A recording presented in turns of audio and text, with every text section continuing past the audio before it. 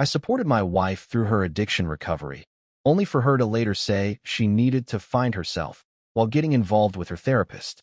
In response, I ruined their lives, and now they're pleading with me. My name is Kevin. I am 38, and I work as a structural engineer in Austin. I manage mid-sized commercial renovation projects, which means steady hours, decent pay, and a schedule built around deadlines rather than chaos. I am not flashy, but I am consistent. I bought a 2-bedroom house in South Austin 6 years ago, and I have lived there ever since. My wife is Lena. She is 35. We have been married for 7 years and together for 10. We do not have children.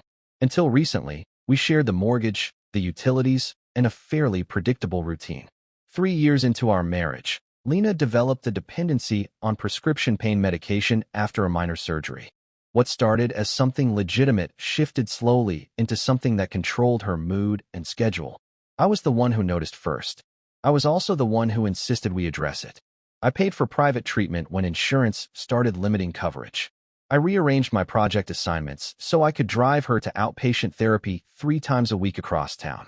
I sat through family sessions where she described me as rigid and emotionally unavailable, which I accepted because I understood she needed somewhere to put her anger. Recovery was not clean or quick. There were relapses. There were missing pills. There were nights where she was sharp and cruel for no reason other than withdrawal. I did not threaten to leave. I did not scream. I documented finances, locked up medications in the house, and set clear conditions. If she skipped therapy, I would inform her parents. If she lied about prescriptions, I would move out temporarily. I followed through once, for 2 weeks, and she corrected course. That is how we operated. Direct action, clear consequences. By last year, she was stable. She had been sober for 14 months. She credited her therapist heavily, a man in his early 40s named Merrick who specialized in addiction recovery. I never met him outside of one joint session. He presented as calm and measured. I had no reason to doubt his professionalism. The shift did not start dramatically. It began with Lena telling me she felt confined, not by sobriety, but by me. She said she had spent so many years defined by addiction that she no longer knew who she was. At first, I assumed this was a normal phase after recovery. What I did not expect was how quickly that narrative would start to include someone else. At first, it was subtle language changes.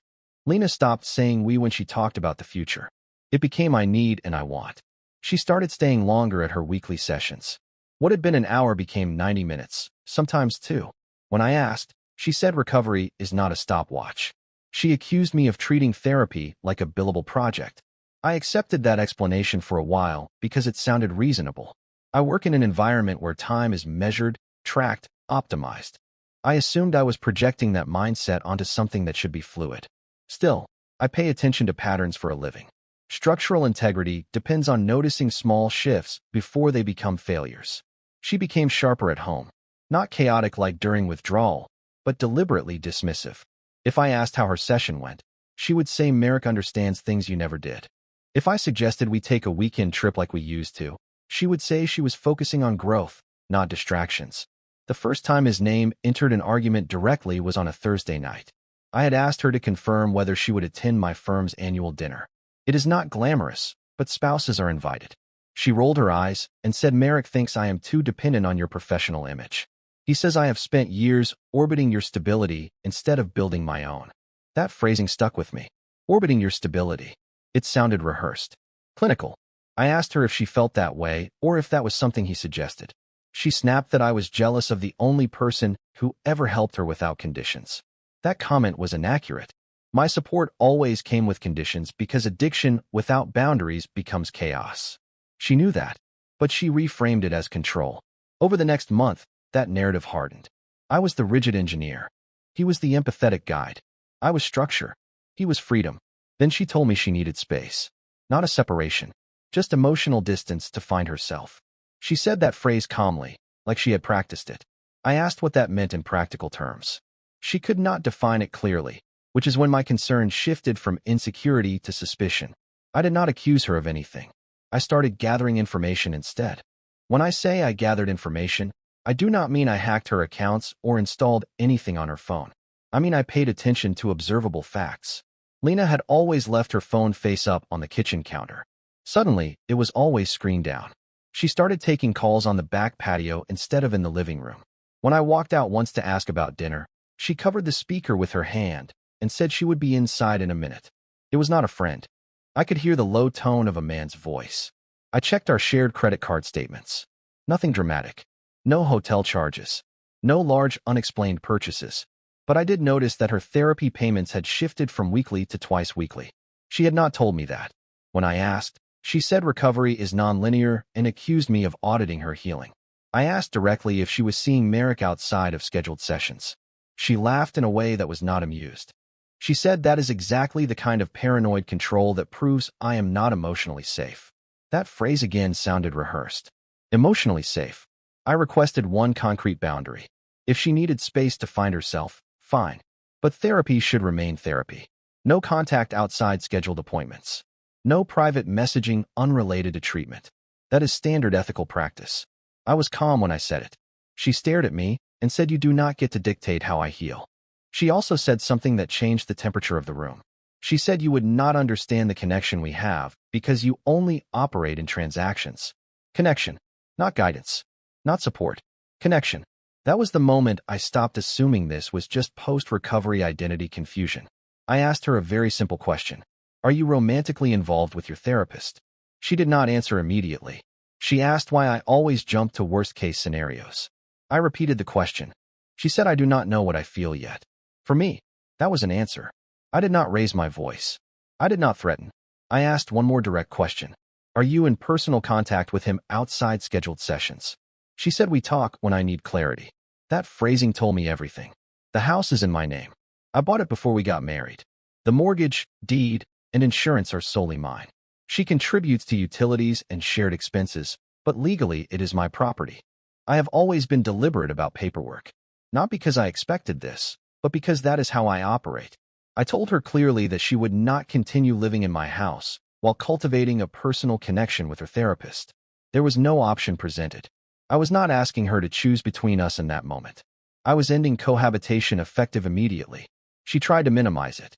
She said nothing physical had happened. She said I was overreacting to an emotional support dynamic. I told her that a licensed addiction therapist engaging in personal communication with a married client is not a support dynamic. It is a breach. And I will not share a bed with someone who is emotionally investing elsewhere while framing it as self-discovery. She called me cold. She said this proved she was right about me. I stayed practical. I told her to pack essential clothing, toiletries, and any personal documents she needed. I transferred half of our joint savings into her individual account while she stood there so she could not claim financial coercion later. I documented the transfer on my laptop. She asked where she was supposed to go. I told her that was no longer my responsibility. If Merrick was providing clarity and connection, she could lean on that. She said that was unfair. I said what is unfair is expecting me to fund a situation that disrespects me. I gave her 40 minutes. I remained in the living room while she moved through the bedroom, pulling clothes into a suitcase. There was no screaming, just tension. When she finished, I carried the suitcase to the front door and set it on the porch. I told her that once she stepped out, I would be changing the locks the following morning. Not out of spite, but because ambiguity creates mess. She stood there waiting for me to reconsider. I did not. She did not cry. That is something people usually ask when I tell this story. No tears, no dramatic pleas. She shifted tactics instead. She said I was abandoning her during a vulnerable phase. She said after everything she survived with addiction, I was proving that my support had always been conditional. I agreed that it was conditional. I told her that sobriety required structure, and so did marriage. I am not interested in open-ended emotional triangles disguised as therapy. She stood in the doorway holding her phone like it was a lifeline. I asked one last practical question. Are you planning to continue seeing him as your therapist while communicating personally? She said she needed him, not his program. Him. I opened the front door. I did not touch her. I did not drag anything. I simply stepped aside and told her it was time to leave. She tried one more angle. She said if I forced her out, she would tell people I was emotionally abusive. I told her she was free to say whatever she wanted. The deed and the bank transfers would speak for themselves. That is when she finally walked out. I closed the door and locked it. I did not feel rage. I felt clarity. The next morning I called a locksmith and had the exterior locks replaced. I also updated the garage code. I kept the receipt. Again, documentation. By midday, she was texting nonstop. First it was anger. Then it was disbelief. Then it was bargaining. She said we could create new boundaries together. She said Merrick had encouraged healthy separation, not eviction. That detail caught my attention. Encouraged separation. That meant he knew. I responded once. If he is advising you on our marriage outside clinical parameters, I will be contacting the licensing board. Her reply came within seconds. You would not dare. She still did not understand that I operate on process, not emotion. I did dare. Before doing anything formal, I verified my assumptions. I drafted a short email to Merrick from my personal account. I kept it factual. I stated that my wife had informed me they were communicating outside scheduled sessions and that he had advised her regarding separation from our shared home. I asked him to clarify whether their contact extended beyond professional boundaries and whether he was still acting as her licensed therapist. I did not threaten in that message. I requested documentation. He replied the next morning. The tone was controlled but defensive. He said he could not discuss a client without written consent. That is standard and fair. What was not standard was the second paragraph. He wrote that therapeutic relationships can evolve and that growth sometimes disrupts existing partnerships. Therapeutic relationships can evolve. That is not neutral language. I forwarded that email to Lena and asked if she had provided written consent for him to discuss her treatment philosophy with me. She did not respond directly. Instead, she sent a long message about how I was attacking the only person who truly supported her autonomy. Autonomy had become her new keyword. At that point, I shifted from personal to procedural. I pulled the state licensing guidelines for mental health professionals in Texas. They are public. Dual relationships with current clients are explicitly prohibited. Romantic involvement is grounds for investigation, even if initiated by the client. I did not need proof of physical involvement. I needed evidence of boundary erosion. I compiled a timeline, dates of extended sessions, screenshots of her messages referencing his personal advice, the email where he framed disruption of marriage as therapeutic evolution. I saved everything in a dated folder. Then I filed a formal complaint. Not out of spite, out of principle. If a therapist inserts himself into a vulnerable client's marriage and begins framing himself as the path to self-discovery, that is not romance. That is exploitation. Within 48 hours, both of them understood I was serious. And that is when the pleading started. Lena called first. Not text. Not a long message. An actual call. I let it ring once before answering because I wanted to be certain I was calm. Her tone was different. No edge. No superiority. She said filing a complaint could destroy his career. I said if his career depends on private emotional entanglement with married clients, then it deserves scrutiny. She said I was twisting something innocent into something unethical. I asked her directly if they had discussed a future together. Silence. Then she said that was not the point. For me, that was confirmation. 2 hours later, Merrick emailed again. This time the language was cautious. He stated that any perception of impropriety was a misunderstanding and that he valued professional ethics. He asked if we could resolve this privately to avoid unnecessary escalation. Unnecessary. I responded that the board would determine necessity, not me. I also informed him that I had preserved all written communication. That ended his tone of quiet authority. What I did not anticipate was how quickly Lena's certainty collapsed. She showed up at the house 3 days later while I was home. I had already changed the locks. She rang the bell repeatedly until I opened the door, but remained inside. She looked smaller. Not physically, just uncertain. She said he had reduced her sessions abruptly. She said he told her continued contact could jeopardize his license while an investigation was pending. So the man who encouraged her autonomy now needed distance. She asked if I would withdraw the complaint. She said this had gone too far. I told her it went too far when her therapist began positioning himself as a replacement partner under the language of healing. She said she never meant for it to explode like this. I told her actions have consequences whether intended or not. For the first time, she said she might have misread the connection. That was the beginning of the unraveling. After that visit, the tone shifted completely. The arrogance was gone. What replaced it was fear. Not fear of losing me. Fear of exposure. Lena began sending long messages trying to reframe everything. She said Merrick never explicitly crossed a physical line. She said therapy creates emotional intensity, and I was misinterpreting professional language. She said I was retaliating because I could not tolerate her independence. I did not debate. I requested one practical thing: full access to all communication with him outside scheduled sessions. If this was truly innocent, Transparency would protect everyone. She delayed. She said I was interrogating her. She said trust cannot survive surveillance. That was ironic considering the situation. I repeated the request once. She refused again. That was enough for me. I sent a final message. I will not continue this discussion. The complaint stands. Do not come to the house again without prior notice. Then I blocked her number. Not out of anger. Out of containment. Continuous back and forth only creates emotional leverage points. I removed that option. I also blocked her on social media and adjusted privacy settings. If she needed to coordinate retrieval of remaining belongings, she could do so through email or through an attorney. Structured channels only. 2 days later, Merrick emailed again. This time the language had shifted from confident to urgent. He wrote that misunderstandings can spiral and that professional reputations take decades to build. He suggested mediation. He implied that Lena's recovery could be destabilized by unnecessary stress. I did not respond. Instead, I forwarded his email to the investigator assigned to the complaint and added it to the documentation file. Attempts to influence the complainant during review are not a good look.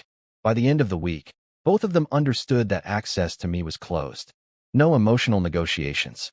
No reactive conversations. Just process. For the first time since this started, I felt fully in control of the situation. Blocking Lena did not stop the consequences from unfolding. It just removed the emotional noise. About 3 weeks after filing the complaint, I received formal confirmation that an investigation had been opened. They requested copies of all communications I had referenced. I provided them in an organized folder with dates and short summaries. No commentary, just facts. A few days later, Lena showed up again. This time she did not ring the bell repeatedly. She knocked once and waited. I stepped outside and closed the door behind me. She looked exhausted. Not dramatic, just worn down. She told me Merrick had terminated her as a client effective immediately. He cited conflict of interest concerns and the pending review. She said he recommended she transfer to another provider in a different practice. So the man who positioned himself as uniquely attuned to her growth had stepped back the moment scrutiny appeared. She said he stopped answering personal messages. She said he told her any further contact could be misinterpreted. That word again. Misinterpreted. Then she asked the question I expected eventually. If I withdraw the complaint, will you let me come home? I answered carefully. The complaint is not leverage. It is a response to behavior. Even if I withdrew it, the underlying issue remains. You chose to emotionally invest in your therapist and frame me as an obstacle to your evolution. She said she was confused. She said recovery changes people. I agreed. It does. But confusion does not require secrecy or triangulation. She tried one final angle. She said she still loved me and that this was a mistake amplified by pride. That may even be true, but intent does not erase impact. I told her I would proceed with filing for divorce. Not out of revenge. Out of finality. For the first time since I met her, she had nothing sharp to say back. I filed for divorce the following Monday. Texas has a waiting period, which I was already aware of, so there was no dramatic courthouse sprint. I retained the same attorney who advised me during the complaint process. Clean paperwork. Clear asset separation. The house remains mine. The joint savings had already been divided. There were no children to complicate custody. From a legal standpoint, it was straightforward. Emotionally, it was not chaotic either. That is what surprises people. There was no screaming match at the end. No last-minute reconciliation attempt. Once I made the decision, I did not revisit it. About a month into the investigation, I received notice that the board had issued an interim restriction on Marek's practice pending full review. I was not given details beyond procedural language, but it was enough to confirm that the complaint was taken seriously. Lena emailed me once after being served divorce papers. A long message about regret and how quickly everything unraveled. She said she never expected him to distance himself the way he did. She said she felt discarded by both of us. I responded with one paragraph. I did not discard you. I enforced a boundary when you chose to redirect your emotional loyalty. That is not abandonment. That is consequence. I did not block her email. I simply stopped engaging beyond logistical matters related to the divorce. No late-night reflections. No postmortems. People sometimes ask if I ruined their lives. I did not fabricate anything. I did not exaggerate.